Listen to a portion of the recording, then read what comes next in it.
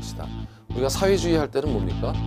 개인보다는 공동체를 우선하는 인간 생활의 개선을 목적으로 부동산 문제 등의 해결을 위한 방법을 찾는 시장은 굉장히 효율적이거든요. 근데 그 시장이 고장났어. 자동차 고장난 거랑 똑같아. 그럼 고쳐야죠. 네. 시험과 관련된 부분을 지금부터 들어가 보시면 되겠습니다.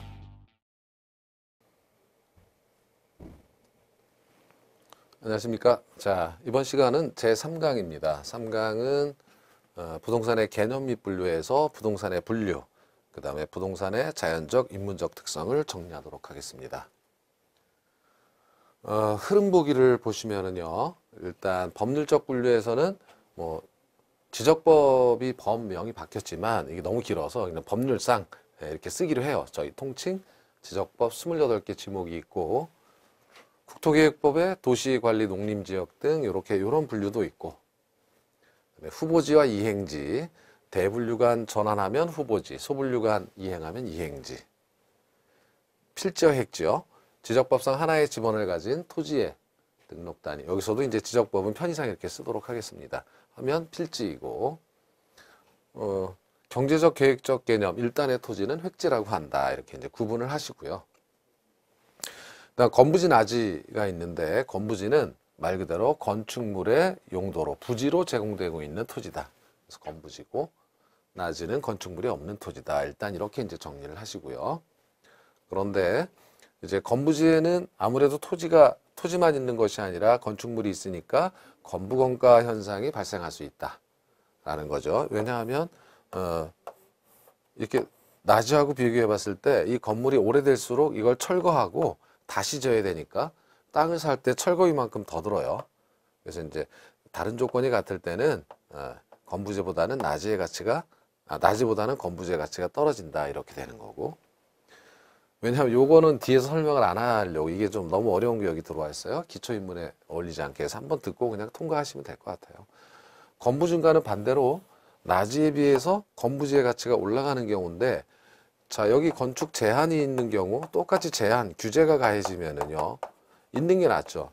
있으면 얘는 이미 기득권이 보장되기 때문에 얘는 이제 못 올려요. 그러니까 있는 토지의 땅값이 올라지, 이렇게 예외 현상이 있을 수 있다. 그리고 보상지역으로 지정할 때는 이 건부지를 나지상정 평가를 하기 때문에 건부지의 가치가 올라가는 그러한 현상이 나타날 수 있다. 뭐 이런 건데, 이거는 이제 기본 이론에서 좀 더 자세하기로 하고, 지금 이 과정의 목적은 기초인문, 그렇죠? 기초인문이란 전체적인 흐름과 틀을 보는 거니까. 자, 그리고 학습 내용 요약 및 해설 부분으로 가면 아까 말씀드린 그 지적법의 정확한 법명은 공간정보의 구축 및 관리 등에 관한 법률. 이 법명이 여러 번 바뀌어요. 이게 작년에 바뀌기 전에는 측량 수로조사 및 지정에 관한 법률 이렇게 돼 있었거든요. 근데 이제 이렇게 바뀌어가지고 28개 지목으로 이 법상 규정하고 있습니다. 이걸 이제 과거에는 지적법이라고 했다는 거예요. 줄여서 저희도 그냥 통상 지적법 이렇게 쓰고 있는 거예요. 그래서 지목은 전답, 과수원, 목장용지, 임야광천지 해서 여기 잡종지까지 28개가 있다. 뭐 이렇게 이제. 그래서 시험에서는 다음 중 법률상 지목으로 분류되지 않는 것이 이렇게 나온 적이 몇 번 있었습니다. 그리고 대지, 택지, 부지 세 가지를 이제 구분해서 비교해 볼 거고요. 후보지, 이행지 아까 흐름 보기에서 보신 것처럼. 그리고 필지는 소유가 중심이 되어 성립된 법률상의 단위이고, 반면에 획지는 가격 수준을 구분하기 위한 경제적 단위다. 건부지와 나지, 그러니까 흐름 보기에서 설명된 내용 그대로입니다. 자, 그러면 1번부터 시작을 해서 정리를 해나가기로 하죠. 가령 우리 그 공간정보의 법에서 지목이 어떻게 정의되고 있냐면, 가령 전이다라고 하면 전은 물을 밭이죠, 밭. 상시적으로 이용하지 아니하고, 물을 상시적으로 이용하면 답이 되겠죠. 넌 곡물, 원해작물, 과수는 제어하고, 그렇죠? 그리고 약초, 뽕나무, 당나무, 묘목, 관상수 등의 식물을 주로 재배하는 토지와 식용을 위하여 죽순을 재배하는 토지, 이렇게 이제 정의해 놨어요, 전을. 그러나 이거는 여러분 2차 과목에 제2과목에서 부동산 공시법령 세법 이 부분에서 이제 자세히 배우시겠죠. 그래서 아까도 말씀드렸지만 이러한 것이 지적법상 지목이다 아니다라는 걸 이제 보시면 되는 거예요. 그래서 전답 과수원 한번 읽어볼까요? 목장용지, 임야, 광천지, 염전, 대, 공장용지, 학기용지 되게 많아요. 주차장, 주유소용지, 창고용지, 도로, 철도용지, 제방, 하천, 국어, 유지, 양어장, 수도용지, 공원, 체육용지, 유원지, 종교용지, 사적지, 묘지, 잡종지 뭐 이렇게 해서 28개가 된다 라고 하는 거예요. 구분하실 줄 알면 되는 것이 여지껏 우리 시험 문제 있고요. 가령 다음 중 법률상 지목이 아닌 것은 해가지고 사찰용지 이게 있었어요. 그러면 이게 헷갈리죠. 이거 지목인 것 같기도 하고 아닌 것 같기도 하고. 사찰용지는 없어요. 종교용지는 있어도 이런 식으로 이제 출제됐던 적이 3차례 정도 있었다라는 겁니다. 그래서 이렇게 하나만 이제 보고 넘어가는 거로 하고요. 그 다음에 이것은 우리 실생활에 흔히 쓰이는 용어 중에 대지, 택지, 부지 뭐가 뭔지 그죠? 헷갈려요. 그래서 대지하게 되면 방금 전에 보신 지목이 대로 지정된 토지입니다. 그렇죠? 지목이 대인 토지예요. 그걸 대지 이렇게 얘기하는 거예요. 그런데 이제 이 대지가 지목이 대이면 되는데 앞서서 보시면 지목이 대하면은 지목이 대이면 건축물을 지을 수 있는 땅, 집 지을 수 있는 땅, 뭐 건물을 지을 수 있는 땅 이러면 좋은데 우리 이 법률상 지목이 학교용지, 공장용지 따로 있어요. 예, 창고용지 뭐 이런 거 따로 있어요. 그러면 창고를 짓거나 공장을 짓거나 학교를 짓는 땅을 대지라고 할 수 없죠. 다른 지적법상 우리 법률상 지목이 존재하기 때문에 따라서 우리가 택지라는 용어가 필요하다. 즉 공업용지, 학교용지, 창고용지, 공장, 학교 등 모든 건축물을 지을 수 있는 토지라는 용어로 택지라는 것을 사용하게 된 겁니다. 그럼 대지는 뭘까? 그럼 이거는 공업용지라고 본다면 대지에는 주로 주거용, 상업용 건물을 지을 수 있는 토지 이렇게 정의할 수가 있다는 거죠. 그렇죠? 그러면 택지는 얘보다 넓은 개념으로 대지를 포함하는 개념으로 주거용, 상업용 건물 외에도 상업용 건물 외에도 공업용 등으로니까 뭐 이제 학교용지라든지 창고용지라든지 이용 중이거나 혹은 이용 가능한 토지를 택지라고 정의하게 된 겁니다. 또 하나 부지가 있는데 그러면 이 부지라는 용어도 많이 사용해요. 공장 부지, 주거용 부지, 상가 부지 다 사용합니다. 그리고 하천 부지, 철도 부지. 그러니까 부지는 건물이 있든 없든 건축을 할 수 있든 없든 아무데나 다 쓰이는 용어라는 뜻이에요. 그래서 하천, 철도, 수도용지 등에 사용되는 포괄적 용어. 부지는 그냥 아무데나 다 갖다 붙여서 쓸 수 있다. 라고 해서 세 가지를 구분해서 정리를 해 두셔야 합니다. 자, 이것이 대지, 택지, 부지라는 용어의 정의고요. 자, 그 다음 시험에서 가장 자주 나오는 거예요. 그것이 후보지와 이행지입니다. 후보지는 대분류간 전환이다. 이행지는 소분류 내 상호 이행이다. 이렇게 표현했는데 그게 도대체 뭘까라고 하면 일단 대분류와 소분류를 봐야죠. 토지를 크게 분류하면 우리나라 토지는 택지, 농지, 임지로 크게 나눌 수가 있다. 이것이 대분류예요. 소분류란 택지 지역 내에 다시 한번 들어가서 택지란 주거용, 상업용, 공업용지를 말한다. 농지란 전지, 답지, 과수원 등을 말한다. 임지는 이러한 용재림, 신탈림 등이 있다. 이렇게 땔감용산, 용재하면 뭐 가구를 짓기 위해서 나무를 쓸 용도로 땔감용이 아니라 뭐 이렇게 구분할 수도 있다라는 거죠. 그러면 여기서 후보지라고 하는 것은 대분류니까 이렇게 크게 변한다는 거죠. 이렇게 큰 분류상의 변화. 그래서 전지, 즉 농지인 전, 이 전이라는 것은 밭이죠. 이 밭이 주거지로 전환되고 있다면 이 전지는 택지 후보지다 이렇게 부른다는 거예요. 그래서 이렇게 크게 변했기 때문에 대분류상 변했기 때문에 후보지다라고 하고 이것을 전환한다 이렇게 표현을 합니다. 지금은 전지이지만 곧 주거지가 될 것이다. 택지가 될 것이다. 이렇게 이제 얘기할 수가 있다는 겁니다. 자, 그럼 이행지는 뭐냐라고 하면 이행지는 이제 크게 분류하는 게 아니라 소분류 내에서 변화하는 거니까 이렇게 택지 지역 내에서 지금은 공업지지만 주거지로 될 거예요. 그래서 주거지로 이행되고 있다 이렇게 얘기하고 그렇죠? 이행되고 있다고 얘기하고 이 공업지를 그러니까 같은 택지 내에서 소분류 내에서 이행되는 거죠. 그래서 이행지라고 부른다. 이 공업지는 택지 이행지다 이렇게 후보지가 아니라 이렇게 부른다는 겁니다. 그래서 이렇게 이제 구분하는 것인데 이것이 시험에 자주 나와요. 이 내용이. 자, 그리고 필지와 획지가 있는데 필지는 하나의 지번이 붙는 이게 한 필지면은 지번이 붙어요. 358번지 대 뭐 이런 식으로 지번이 붙는 등기나 지적공부에 등기 등록되는 단위가 되는 일단의 토지를 필지라고 한다. 한 개의 지번과 한 개의 지목이 부여됩니다. 그죠? 그래서 필지란 경계를 가지고 구분되는 토지 단위로 지적공부에 등록되는 기본 단위다. 뭐 이렇게 이제 보실 수가 있겠죠. 그러니까 필지는 그러니까 얘가 갑소유, 여기 필지는 을소유 이런 식으로 해서 필지가 나눠지는 거예요. 획지는 뭘까? 획지는 가격 수준을 구분하기 위한 경제적 단위다 이렇게 얘기할 수가 있는데 여기가 아직 아파트가 들어서지 않은 서울의 서부 지역 중에 항동 공동주택지구입니다. 여기 뭐 천왕산 되게 낮네. 있고 이렇게 구분해 놨죠. 이게 획지예요. 사람들이 자연적, 인문적 여러 조건 및 상황에 따라서 구별되는 가격 수준이 비슷한 일단의 토지. 획을 일단 그었죠. 이 안에는 여러 필지가 있을 수가 있겠죠. 이런 토지를 획지라고 한다. 이렇게 이제 부를 수가 있다는 겁니다. 자, 다음 주제는 건부지와 낮입니다. 건부지는 말 그대로 이 건축물의 부가 토지로 이용되고 있는 이 토지는 건축물의 부지다 해서 건부지 이렇게 이름을 붙인 거예요.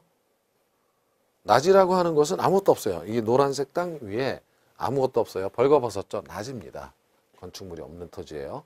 그런데 낮이는 단순히 건축물이 없는 토지뿐만 아니라 우리 토지 보상 평가 지침을 보게 되면 낮이를 정의해 놨는데 실제 이 시험이 있었어요. 이 정의가 토지에 건물이나 기타 정착물이 없고 거기에다가 하나 더 있죠. 지상권 등 토지의 사용 수익을 제한하는 사법상의 권리가 설정되어 있지 아니한 토지를 우리는 낮이라고 한다. 사법상의 권리 중에 대표적인 게 지상권이 설정되어 있다든지 이게 없다고 이제 하는 거예요. 없다고. 이래서 만약에 이런 건물이 있거나 지상권이 설정되어 있어도 없다고 평가하는 것을 나중에 감정평가에서는 나지상정평가라고 한다. 그래서 나지의 정의는 건축물도 없고 지상권 등 사법상 권리의 제한도 없다. 이러한 토지를 나지라고 한다. 이렇게 이제 정의할 수 있는 겁니다. 자, 여기까지를 한번 살펴보기로 하죠. 용어 정리를.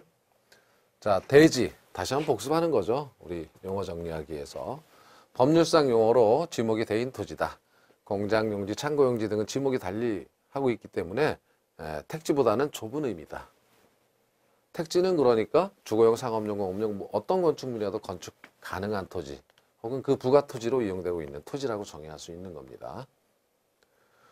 반면에 부지는 건축용지 외에도 하천부지, 철도부지, 도로부지 등에 사용되는 포괄적 개념이다 했고요. 필지와 획지도 한 필지는 여러 획지일 수 있겠죠. 하나의 필지가 이 지적공부에 등록되어 있다고 하더라도 이것이 가격 수준이 여러 개라든지 이용사항이 다르다면 여러 획지일 수 있고 아까 보셨던 그 택지개발지구처럼 여러 필지가 하나의 획지로 이용될 수도 있겠죠. 그래서 필지는 법률상 단위, 하나의 지번을 가진 등기의 한 단위고 획지는 경제적, 계획적 개념의 일단의 토지다. 이렇게 구분을 하시면 되겠습니다. 자, 평가를 해보시죠. 여러분께서 1번 문제 택지, 부지, 대지는 요거 법률이 잘못됐 이게 작년 요거 못 고쳤네요. 이게 아니라 공간 정보의 구축 및 관리 등에 관한 법률. 이것도 길어요. 잘 외워지지도 않아요. 규정하고 있는 지목에 해당한다 해서 얘는 지목에 해당되지 않습니다. 법률상 지목이 아니죠. 그래서 틀렸습니다. 여기는 제대로 해놓고 여기는 안 고쳤네요. 밑에 아래만 고쳤어요. 두 개를 고쳐야 되는데 공간정보의 구축 및 관리 등에 관한 법률에서 택지 부지는 그냥 우리가 사용 편의상 부르는 이름이겠죠. 자, 2번 주거지에서 상업지로 이행하고 있는 주거지를 후보지라고 한다 하면 어떨까요? 자, 아시겠죠? 이거는 같은 택지예요. 택지 내에서 이렇게 소분류에서 변화하는 거니까 이거 후보지가 아니라 이행지라고 한다. 그렇죠? 그렇게 이제 바꿔주셔야 합니다. 3번. 필지는 가격 수준을 구분하기 위한 경제적 단위이고 획지는 하나의 지번을 갖는 토지의 등록 단위를 말한다. 자, 이것도 금방 배웠죠? 아직 기억이 생생합니다. 그래서 맞는 것, 바뀌었죠. 필지와 획지가 가격 수준을 구분하기 위한, 필지는 하나의 지번을 갖는 토지의 등록 단위. 그래서 바뀌어 있습니다. 자, 이렇게 됐고, 그러면 기출문제 맛보기 어떻게 나왔을까? 21회 때 가로 넣기 문제가 나왔는데, 토지에 건물이나 그 밖에 정착물이 없고 지상권 등 토지의 사용 수익을 제한하는 사법성의 권리가 설정되어 있지 아니한 토지. 그대로죠, 우리 법률. 이거는 낮이다 그랬죠. 낮이. 셋 중에 하나네요. A는 낮입니다. 주거, 상업, 공업용지 등의 용도로 이용되고 있거나 이용 목적으로 조성된 토지 하면 택지죠. 이게 두 개로 또 좁혀졌어요. 용도지역 상호간에 다른 지역으로 전환되고 있는, 자, 상호간 전환되고 있으면 후보지죠. 답은 벌써 나왔어요. 그리고 용도지역 내에서, 가령 택지 내에서 그 용도가 진행되고 있는 토지는 이행지라고 하겠죠. 용도지역 간이 아니라 이건 대분류, 용도지역 내는 소분류 이렇게 되는 거니까. 그래서 답은 3번이 되는 겁니다. 기본서에는 나중에 기출문제가 다 실려 있을 거예요. 그때 이제 다시 한번 확인하시면 되니까 이 문제는 그냥 이렇게 풀어보고 넘어가시면 돼요. 아, 이런 것들이 나오는구나 하고 넘어가시면 됩니다.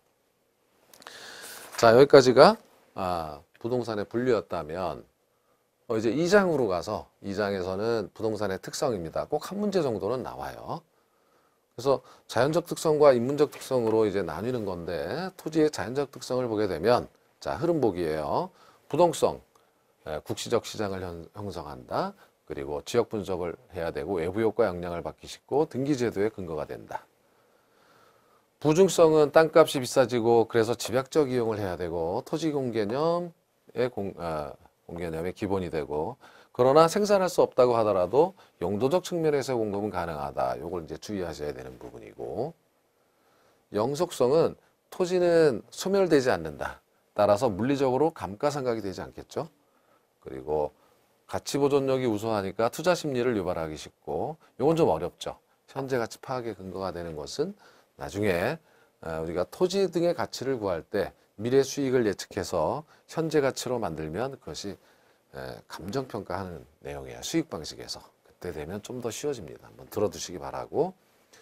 개별성은 아까 보시다시피 필지는 물건의 단위가 토지는 필지거든요. 각 필지는 똑같은 게 하나도 없어요.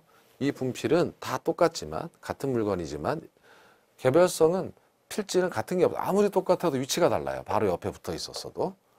그러니까 일물 자체가 성립되지 않아요. 같은 물건이 없어요. 그래서 개별 분석해야 되고 물리적으로도 대체 바꾸어 사용하기가 어려워요. 같지 않기 때문에. 그래서 결국 이러한 토지의 자연적 특성이 부동산 시장을 상대적으로 불안정 경쟁 시장이 되게 함. 그렇죠? 이 완전 경쟁 시장, 불안정 경쟁 시장이라는 단어에 대해서는 그 개념 정도를 아시면 되는데 이것은 다음 강에서 정리를 하시게 될 겁니다. 자, 그러면 흐름 보기, 그 표를 한번 정리해 보죠. 표를 보면 부동성 하게 되면 움직일 수 없다. 토지는 못 움직인다 해서 부동성이에요. 그래서 국지적 시장, 지역 분석, 정보 활동 또는 외부 효과 이런 것도 있었죠. 등기 제도 이런 게 있었고 부중성은 생산할 수 없다. 토지는 그죠? 그래서 토지량은 절대적 양은 증가하지 않는다. 그래서 집가구, 토지공 개념, 집약적 토지 이용을 해야 한다. 영속성은 토지는 파괴되지 않는 속성이 있어서 가치 보존력이 우수하고 물리적 감가상각을 적용할 수가 없다. 개별성은 어떤 토지도 같은 것이 없다. 그래서 일물 자체가 없으니까 일물일가의 법칙도 적용되지 않는다. 다 다르니까 개별적으로 분석을 해야 한다. 그런 거고요. 인접성은 모든 토지는 연결되어 있다, 붙어 있다. 그래서 인접 토지의 용도적 측면의 대체 가능성. 이건 뭐냐면 토지들이 다 붙어 있어요. 갑토지, 을토지 이런 식으로 해서. 그러면 이렇게 붙어 있기 때문에 상린관계, 이웃과의 토지관계가 굉장히 중요하고 경기에 문제가 발생하면 이런 내용들이 있거든요. 그중에 이 말은 뭐냐면 용도적 측면의 대체 가능성. 그렇죠? 인접해 있는 토지를 도시지역, 농촌지역. 그러면 이 인접해 있는 토지를 택지로 바꾸어 사용할 수 있겠다. 뭐 이런 정도의 내용을 이해하시면 되겠죠. 자, 그럼 하나씩 이 특성들을 정리해 보기로 합니다. 부동성 하게 되면 자, 국지적 시장이에요. 움직일 수 없기 때문에 서울에 있는 시장, 수도권 시장, 부산 시장, 가령 뭐 제주도 시장, 광주 뭐 이렇게 시장이 강원도 다 다를 수가 있다는 거예요. 지역적으로. 이거를 동산으로 생각해 보면 움직이는 물건들은요. 가령 TV가 있다. 우리 휴대폰이 있다. 부산의 휴대폰 TV, 서울의 휴대폰 TV. 가치가 다를 리가 없어요. 움직일 수 있기 때문에. 여기가 비싸면 이쪽으로 옵니다. 저기서 팔아먹어요. 그럼 물량이 늘어나니까 여기 다 싸져요. 같아져요. 결국은. 이동을 할 수 있다면 차익거래라고 하는데 그 매매 차익을 노리기 위해서 왔다 갔다 이렇게 하기 때문에 결국은 가치가 같아질 수밖에 없어요. 동사는. 그런데 못 움직인다고 하면 지역별로 시장이 별개로 형성된다는 거예요. 이것이 바로 국지적 시장이에요. 국지적 시장의 의미는 시장 자체가 지역별로 나누어져 있다라는 겁니다. 부산이 땅값이 싸다고 이것을 서울로 떼다가 옮길 수가 없으니까 그 가격 격차는 존재하겠죠. 없어지는 것이 아니라 계속 남아 있어요. 그래서 나누어져 있는 국지적 시장, 시장마다 다르다. 그렇다면 당연히 지역 분석을 해야 하고, 그렇죠? 이 시장 분석을 해서 부동산 활동을 해야 될 거고요. 그 다음에 정보 활동을 해야 합니다. 그 지역의 정보를 수집해야 되는 그런 문제가 생기겠죠. 예. 자, 이런 내용이고요. 자, 그 다음에 이제 등기제도 옆에 노란색으로 표시해놨죠. 등기제도. 못 움직인다. 그래서 등기해야 된다라는 내용은 동사는 공시 방법이 점유다라는 것에서 찾아야 합니다. 예를 들면 공시라고 하는 것은 공공에게 보여주는 거죠. 내 것이라고 알리는 수단이 동사는 점유입니다. 이 넥타이가 제 거예요. 제가 점유하고 있어요. 그러나 못 움직이기 때문에 토지 등은 갖고 다닐 수가 없어요. 이걸 떼갖고 다닐 수가 없죠. 그래서 이렇게 지적공부에 등록을 한다든지 이걸 등기라고 하죠. 이 이름을 내 이름, 이건 내 소유입니다 해가지고 여기다 올려놔야만 된다는 거죠. 못 움직여서 그래요. 제 넥타이 양복이 아니잖아요. 제 지갑도 아니고 이런 경우에는 내 것임을 알리는 수단이 등기다. 올려서 기록해 놓는다. 내 이름을. 이 땅이 내 것이라고. 이런 뜻이겠죠. 아까 보셨던 그 그림처럼. 그리고 외부 효과라는 것은 이제 여기서 설명을 안 하고 있지만 한번 들어보시면 이거는 정책론에서 배우실 건데 가령 주거지가 있는데 주거지 주변에 공장이 들어와요. 공장이 들어와서 자, 공해를 매연을 이렇게 뿌립니다. 그럼 피해를 보죠. 자, 내부적인 문제가 아니라 외부 요인에 의해서 주택의 가치가 떨어질 수 있어요. 이걸 외부 효과라고 하는데 이 외부 효과를 받기 쉬운 이유가 못 움직여서 못 도망가잖아요. 해로운 시설이 들어오면 그런 뜻입니다. 자, 그래서 부동성 정리를 하시고요. 두 번째는 부증성입니다. 자연적 특성 중에 부증성은 자, 토지는 생산할 수 없다. 비생산성이라고도 하는 거죠. 부증성을. 그래서 생산할 수 없기 때문에 토지의 절대량이 증가할 수 없다라는 뜻이에요. 그렇죠? 그럼 여러분 아직 안 배웠지만 토지량이 증가할 수 없다. 이 그래프는 이제 2편에서 다음 시간 정도에 이 그림을 다시 그릴 텐데 수요와 공급 곡선이에요. 시장에서는 수요와 공급에 의해서 가격이 결정됩니다. 그래서 가격이 결정됐죠. 그리고 균형 수량이 결정돼요. 노란색을 보지 마시고 토지니까 일반적인 재화는 자, 수요가 증가해서 수요 곡선이 오른쪽으로 갔어요. 그럼 가격이 올라가죠. 가격이 여기까지 올라갔어요. 여기까지. 가격이 올라갔는데 공급량도 조금씩 늘어나죠. 가격이 올라가면 공급이 늘어납니다. 그렇지만 이제 가격은 조금 올랐어요. 그런데 토지는 생산할 수 없기 때문에 이렇게 공급량이 이렇게 늘질 않아요. 수직선입니다. 공급량이 늘 수 없다. 이게 사실 토지의 부증성을 가정한다면 토지의 공급 곡선은 수직선이 되는 거죠. 가격이 아무리 올라도 공급량이 늘지 않아요.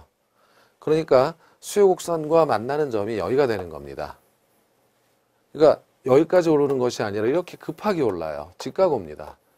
쉽게 말하면 토지는 가격이 올라도 공급이 늘 수가 없기 때문에 가격이 급등한다. 수요가 증가하면. 사람들이 땅을 사려고 하면 할수록 땅값은 수직 상승한다. 이렇게 수직 상승한다. 라는 거죠.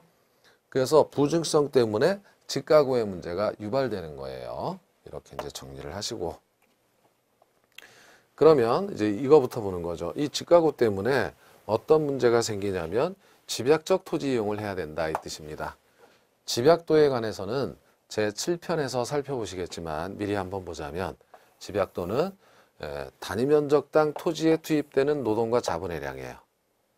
만일 단위면적 토지에 노동과 자본을 조금만 투입하면 저층화가 되는 거고 이거를 많이 투입하면 고층화가 되는 거죠. 그러니까 땅값이 비싸니까 이렇게 써야죠. 땅을 아껴 쓰기 위해서는 고층화가 돼야 된다는 거예요. 이렇게 고층화된 이용을 해야 되는 이유가 직가고 때문이다. 직가고 때문에 집약적 토지 이용을 해야 한다라는 그런 표현이에요. 여러분 땅값이 비싸면 땅을 아껴 쓰자. 집약적 토지 이용이다. 이렇게 생각하시면 되겠습니다. 자, 그럼 토지공개념이라는 게 있는데 토지공개념은 뭘까라고 하면 여기서 공이라고 하는 것은 공평할 공자입니다. 즉 이것은 사하고 반대되는 개념이에요. 사 이걸 자본주의라면 이거를 민주주의라면 얘는 뭐 사회주의 이렇게 공동체 이런 것 등을 중시하는 집단을 중시하는 그런 개념이 공개념이에요. 그래서 토지 공개념이라는 것은 토지는 국민 전체의 복리 증진을 위한 공동 기반으로서 공적 재화임을 고려하여 그 수요와 처분에 대해 적절한 규제가 가해질 수 있다라는 개념이 공개념입니다. 가령 토지 거래를 하는데 허가를 맡아야 된다든지 민간이 개발 이익이 발생했는데 정부가 뺏어간다든지 개발을 제한하도록 규제를 한다든지 이런 것 등은 개인의 사유재산권을 침해하는 그런 제도죠. 어떤 사회주의적인 개념이 공개념입니다. 그런데 토지 같은 경우는 그게 필요하다 이렇게 이제 나오는 거고 왜 그러냐면 생산할 수 없는 재화이므로 이렇게 되는 거예요. 그래서 생산할 수 없는 재화인 토지는 이렇게 정부의 규제가 필요하다. 공공의 복리를 위해서라면 이렇게 이제 정리를 하시면 되겠죠. 이것이 토지 공개념입니다. 자, 그리고 또 하나 이제 알아두셔야 할 것 중에 하나는 이런 거죠. 부증성하게 되니까 물리적 토지 공급량은 고정되어 있으니까 매립지 등은 부증성이 예외다 하면 이게 틀려요. 이렇게 몇 차례 시험이 나왔는데 예외가 아니에요.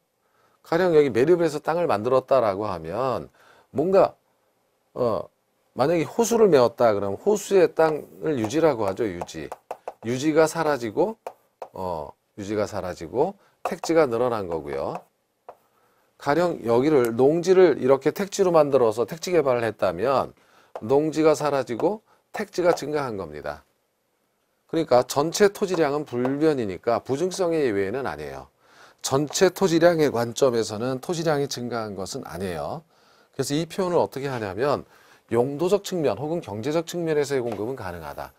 전체 토지량은 나라 전체의 토지량은 불변이지만 용도적 관점에서 본다면 택지라는 용도적 관점에서 본다면 그것은 증가한 것이 아니냐 이거죠. 이렇게 부분적으로 봤을 때 생산할 수 있는 거예요. 농지를 성토절토해서 택지로 만들어서 개발할 수 있는 거죠. 그럼 택지 공급량은 늘었어요. 용도적 공급은 가능하다. 그러면 택지 개발을 한다고 해서 우리나라 국토 면적이 늘어납니까? 아니잖아요. 그것은 아니니까 매립지가 부증성의 예외라고 보는 것은 좀 타당하지 않다. 예외가 아니다. 절대적 토지량은 불변이지만 용도적 관점에서 해봤을 때 공급은 가능하다. 택지 공급은 가능하다. 뭐 이런 식으로 이해를 하셔야 하고 이렇게 나옵니다. 실제 시험 돌고 돌아요. 이 부분의 문제는. 그래서 미리 정리를 해두시기 바라고요. 자, 세 번째 특성은 영속성입니다. 영속성은 토지는 파괴되지 않는다. 그래서 가치보존력이 우수하다 이거죠. 가치보존력이 우수하다면 투자 투기 심리를 유발한다 이런 거예요. 내가 이 땅을 사놓고 10년 묵히자. 혹은 이따가 아들한테 물려주자. 대대손손 물려주면 이 땅은 금싸라기가 될 거다. 이것은 토지가 사라지지 않기 때문이에요. 이것을 만약에 동산에 적용한다면 이 자동차 사놨다가 지금 잘 나가니까 10년 보유하다가 아들한테 물려주자. 이거 뭐 다 감가상각 당해가지고요. 이 차가 말 그대로 이거 고물가, 고철값밖에 안 나가요. 나중에 이렇게 되면. 그러니까 투자 투기 심리를 유발하지 않죠. 그렇지만 이렇게 파괴되지 않는 토지는 가치보존적 이웃에서 투자 투기 심리를 유발할 수 있다 이겁니다. 또 하나, 이러한 토지의 영속성 때문에 감가상각이 적용되지 않는다. 물리적으로.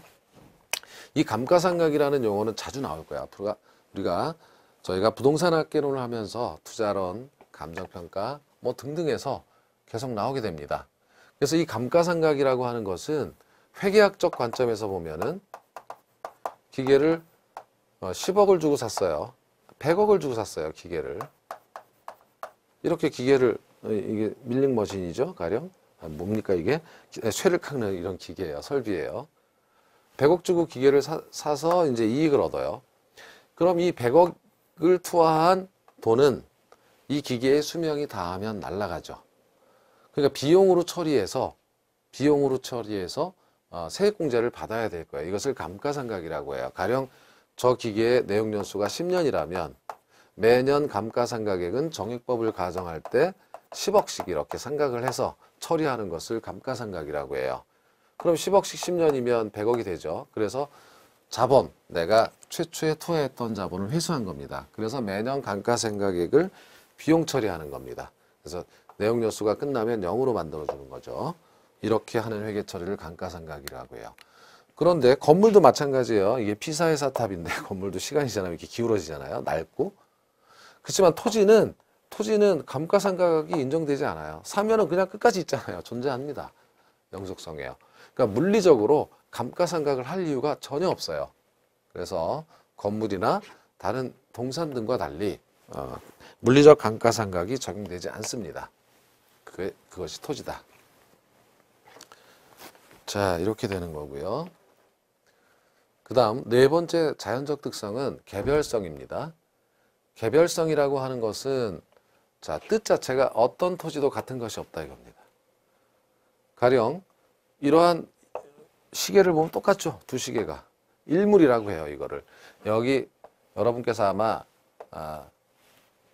사전을 한자 사전을 찾아보면 이게 하나라는 뜻도 있지만 이 한일자는 같은이라는 동일한 같은 이런 뜻도 있어요. 예, 포털 사이트 같은 데 들어가 찾아보면 그러니까 같은 물건이라는 뜻입니다. 그러니까 같은 물건은 가격이 같아야 돼요. 얘가 10,000원이면 얘도 10,000원입니다. 이걸 우리는 일물 일가의 법칙이다 이렇게 얘기를 해요. 일물 일가의 법칙도 경제학적 기본 개념인데 하나의 가격 법칙, 물건이 같으면 가격이 같아져요. 시장을 통해서 완전 경쟁 시장이라면. 그래서 이 얘기는 다음에 하기로 하고 다음 시간 정도에 또 나올 것 같아요. 여기서는 뭘 하냐면 개별성. 자, 토지는요. 이렇게 아까 필지를 보셨죠? 이렇게 필지가 이렇게 나눠져 있죠. 갑, 을, 병, 필지가 있어요. 물건에 다니는 필지니까. 같은 게 하나도 없어요. 같을 수가 없죠. 일물 자체가 성립되지 않아요. 면적과 토양의 질이 아무리 똑같다고 하더라도 위치가 벌써 다르죠. 여기는 도로가 있고 여긴 좀 멀리 떨어져 있고 뭐 이렇게. 그러니까 일물 자체가 존재하지 않는다 이겁니다. 그래서 이렇게 같은 것이 존재하지 않으니까 일물일가의 법칙이 적용되지 않는다 이거죠. 자, 여기 토지를 보시면 이게 각 필지인데 같은 게 하나도 없잖아요. 얘네들이 비슷해 보여도 위치가 다르지 않습니까? 일물 자체가 존재하지 않으니까 일물일가의 법칙이라는 것도 존재하지 않는다. 그것이 개별성 때문이다. 이렇게 이제 정리를 하시는 거죠. 그렇죠? 이런 정도고. 그렇다면 아까처럼 얘네들은 하나만 분석해도 샘플만 분석해도 되잖아요. 똑같은 거니까. 그래서 불량률을 따져본다면 뭐 자동차 같은 경우도 리콜 조사할 때 몇 대만 조사해보면 되지 뭐 다 전수 조사할 필요는 없잖아요. 근데 이건 다 다른데 어떻게 샘플을 뽑으니 다 달라요. 그렇기 때문에 자, 개별 분석을 해야 된다. 이렇게 얘기가 나오는 겁니다. 즉 개별 분석이라는 것은 위치나 면적, 지세, 지질 이런 거 다 다르죠. 전면, 너비 뭐 이런 거 다 다르잖아요. 깊이, 형상 일조, 통풍, 건설 뭐 굉장히 많을 거예요. 이런 것들이 다 각 필지마다 다르기 때문에 개별적으로 분석을 해야 되는 번거로움이 있다. 이것이 이제 개별성 때문에 온다라고 하는 겁니다. 자, 다섯 번째 인접성은 모든 토지는 인접해 있다 이겁니다. 가령 지금 여기 농지와 여기 도시지역과 토지가 이 빨간색은 제가 선을 긋은 건데 인접해 있죠. 붙어 있어요. 연결되어 있습니다. 다른 물건은 떨어져 있잖아요. 제 왼손 붙어 있지 않죠. 그러니까 이렇게 붙어 있다면 자, 여기가 택지고 여기가 택지고 여기가 농지인데 그러면 이 농지가 언젠가는 택지로 바뀌겠죠? 바꿔서 사용하겠죠? 이러한 농지를 아까 토지의 용어 정의에서 후보지라고 한다. 얘는 곧 택지가 될 테니까 후보지라고 한다. 그러면 인접해 있는 토지를 용도적 측면에서 농지를 없애고 택지로 바꾸어 쓰자. 뭐 이렇게 할 수 있다라는 거예요. 인접성 때문에. 그런 정도를 한번 들어보시면 되겠죠. 자, 용어 정리하기로 가서 다시 복습이겠죠. 부동성 한번 읽어봅니다. 토지의 물리적 위치는 고정되어 있다. 그래서 국지적 시장, 전국적 시장이 형성되지 못하죠. 못 움직이니까. 그래서 지역 분석을 해야 된다. 그리고 공시수단으로서 동사는 점유지만 부동산은 등기이다. 움직일 수 없기 때문에 이렇게 되는 거고요. 부증성은 생산할 수 없다는 거죠. 물리적 측면에서 절대량은 증가되지 않는다. 그래서 집가구의 문제를 유발한다. 공급이 부족하기 때문에. 그래서 이런 토지공 개념이 필요하다. 그리고 집약적 땅값이 비싸면은요 집약적 토지 이용을 해야 돼요. 자본을 돈을 들여서 고층화되는 집약적 토지 이용을 해야 한다. 그렇지만 아까 설명드린 내용입니다. 이것은 읽어보시면 돼요. 용도적 공급은 가능하다라는 건 예외적 현상이라기보다는 관점을 바꾼 거죠. 농지에서 택지로 이렇게 용도 전환은 가능하다. 그것을 용도적 공급이다. 이렇게 얘기하는 겁니다. 영속성은 여기 파괴되지 않는다. 디스트럭터빌리티. 나무나 소멸이 되지 않는다. 그러니까 장기적 고려를 해요. 수명이 기니까 지금 당장 현재의 상황만을 보고 판단하는 것이 아니라 장기적 관점에서 부동산 활동을 해야 될 것이고 감가상각이 되지 않죠. 아까 말씀드린 대로 감가상각이랑 고정자치의 가상감소를 산정, 기계를 샀다. 그럼 그 액수를 금액에서 매년 공제해서 비용으로 계상하는 것을 감가상각이라고 하는데 토지는 그대로니까 이걸 할 필요가 없다라는 겁니다. 개별성은 헤테로지너티 해가지고 이질성이라고도 하는 거죠. 이거 이질성 다 다르다라는 거예요. 이질적이다. 그러니까 일물일가의 법칙이 적용되지 않는다. 여기서는 일물일가의 법칙을 정의했어요. 동일한 시장의 어떠한 시점에서는 동질의 상품 가격은 단 하나의 가격밖에 성립하지 않는다라는 뜻입니다. 동질의 상품을 일물이라고 한다. 그렇죠? 이거는 이제 나중에 일물일가에 대해서는 설명하기로 하고요. 경제론에서. 그러니까 개별 분석을 해야 한다라는 뜻이고 그리고 다 다르기 때문에 대체해서 사용하기가 어렵죠. 똑같은 게 없기 때문에 각 필지는 물리법적 경제적 측면에서 같을 수가 없기 때문에 바꿔야 사용하기가 어렵죠. 그리고 인접성이란 연결되어서 분리될 수 없다라는 특성이다라는 걸 정리했습니다. 자, 셀프 체크를 한번 해보시기 바랍니다. 1번, 도시 토지가 고층화되는 이유는 토지의 물리적 위치가 고정되어 있는 특성, 즉 부동성 때문이다. 자, 어떻습니까? 생각을 잘 해보시죠. 자, 답을 바로 말씀드리면 고층화는 집약적 토지 이용이고 집약적 토지 이용은 땅값이 비싸서 그래요. 땅값이 비싼 이유는 부증성, 생산할 수 없기 때문에 그렇죠. 그러니까 영속 부동성이 아니라 부증성으로 바꿔주셔야 합니다. 2번, 지역마다 부동산 시장이 별개로 개별적으로 다르다는 거죠. 국지적 시장이라는 뜻이에요. 그것은 부동성 때문이다. 맞는 거겠죠? 3번입니다. 토지는 수명이 무한하여 물리적 감가상각이 적용되지 않으므로 일물일가의 법칙이 적용되지 않는다. 이거 뭐 앞뒤를 앞에도 맞았고 뒤에도 맞았고 그러니까 맞습니다 라고 하면 안 되죠. 여기서 수명이 무한하여 라는 뜻은 영속성 때문에 그죠? 그러면 영속성 때문에 물리적 감가상각이 적용되지 않는 것은 맞지만 그렇다고 일물일가의 법칙이 적용되지 않는 건 아니에요. 이거는 개별성 때문에 그런 거죠.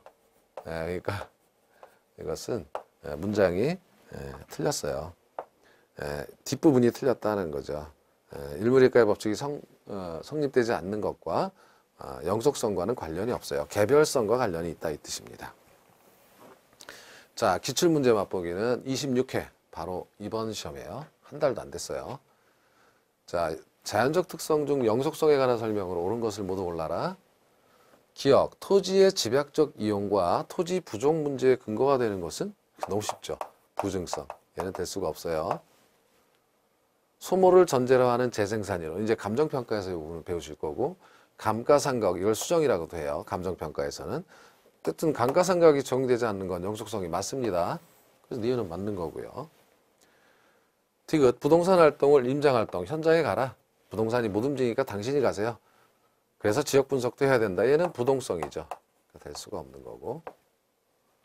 일물일가의 법칙이 배제되며 상품 간 완전한 대체관계가 제약된다. 이거는 개별성이죠. 다 다르기 때문에.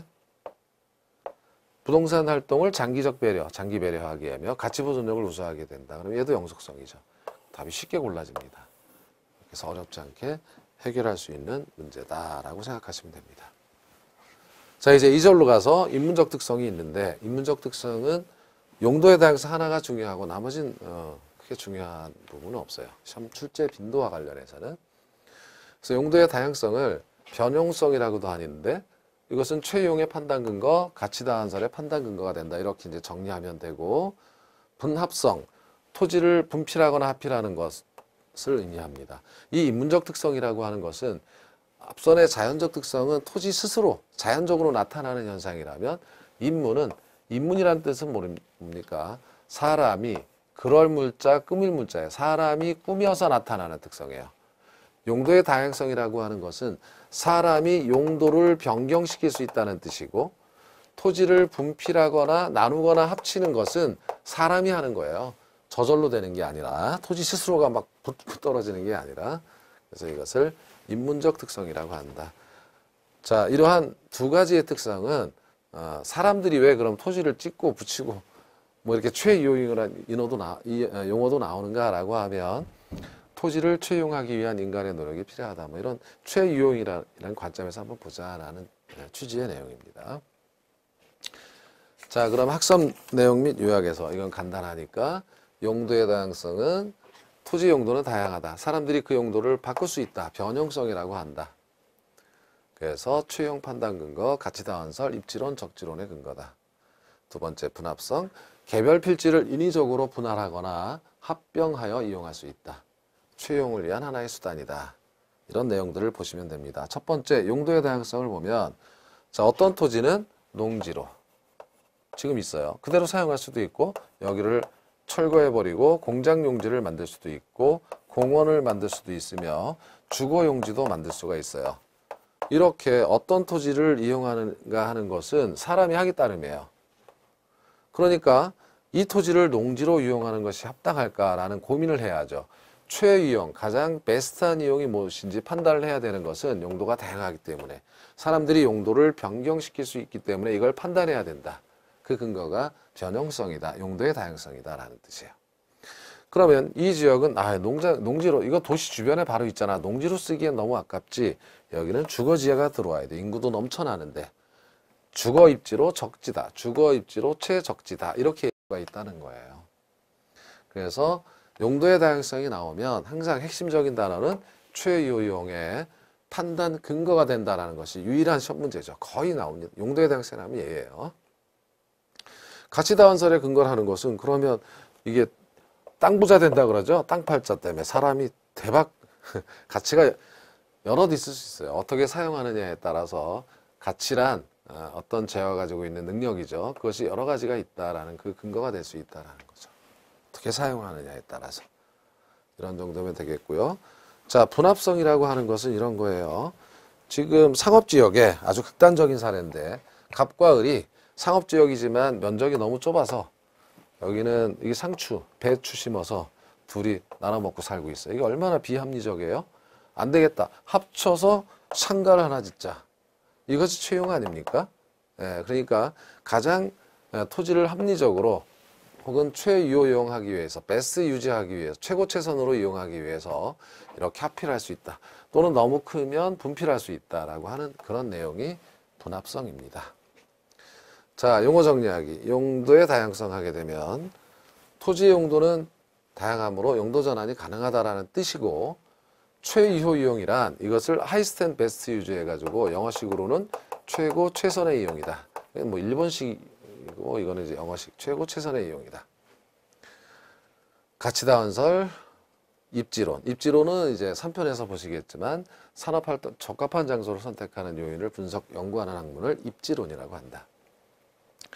분합성은 토지 이용 주체가 이용 목적에 따라 토지의 물리적 실체나 권리를 합병 또는 분할할 수 있다는 뜻이고, 도시 내 협소한 나대지는 이웃 토지와 합필하여 그 가치를 높일 수 있다. 이런 거고요.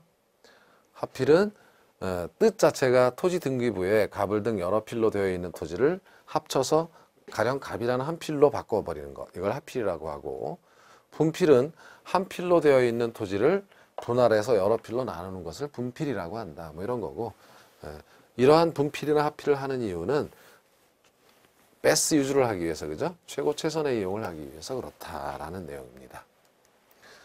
자, 셀프 평가를 한번 해보시면 1번, 용도의 다양성은 최유효 이용의 판단 근거가 되며 토지 가치가 변하지 않는 이유를 잘 설명해주는 부동산의 특성이다. 자, 체크를 해보죠. 바로 틀렸죠? 요까진 맞아요. 그러나 이렇기 때문에 가치가 변하지 않는 게 아니라 가치가 잘 변해요. 늘 변할 수 있어요. 가치다원설이라고 했지 않습니까? 그래서 뒷부분이 틀린 거고요. 2번, 분합성은 토지를 최유효 이용하기 위해 토지를 분필하거나 합필할 수 있다는 인문적 특성이다. 맞는 거죠? 네, 그래서 문제를 다 풀어보았고요. 자, 이번 시간에는 그래서 1장의 부동산의 분류, 그렇죠? 주로 토지의 용어 정리, 그 다음에 부동산의 특성, 토지의 자연적, 인문적 특성을 살펴보았습니다. 그래서 1편이 다 끝났고요. 다음 시간에는 2편 부동산 경제론, 그래서 수요와 공급, 그 다음에 1장의 부동산 수요와 공급 중에 1절과 2절, 그래서 시장이란 무엇이고 수요와 공급은 무엇인가라는 것에 대해서 배우도록 하겠습니다. 이번 시간 고생하셨습니다. 고맙습니다.